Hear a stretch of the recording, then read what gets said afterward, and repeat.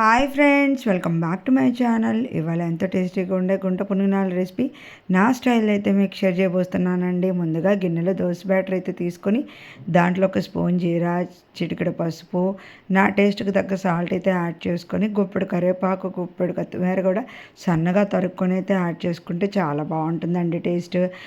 నేను చిల్లీస్ కూడా ఇంట్రెస్ట్ ఉన్న వాళ్ళు అయితే యాడ్ చేసుకోవచ్చండి, కానీ పిల్లలు కాబట్టి నేను చిల్లీస్ అయితే స్కిప్ చేసేసాను. ఇట్లా రెడీ చేసుకొని బ్యాటర్ పక్కన పెట్టేసుకోవాలి. పొయ్యి మీద మనము గుంట పునుగునాలు ప్యాన్ అయితే పెట్టేసుకొని ఆయిల్ నీట్గా స్ప్రెడ్ ఆన్ చేసుకొని ఉంచుకోవాలండి. ఎప్పుడైతే ప్యాన్ హీట్ అవుతుందో మనం పునుగునాలు బయట పడకుండా నీట్గా అందులో వేసుకొని స్టవ్ సిమ్లో పెట్టుకొని మూత పెట్టుకొని 2 సైడ్స్ బాగా గోల్డెన్ ఎల్లో వచ్చే వరకు ఫ్లిప్ చేసుకోవటమే అండి.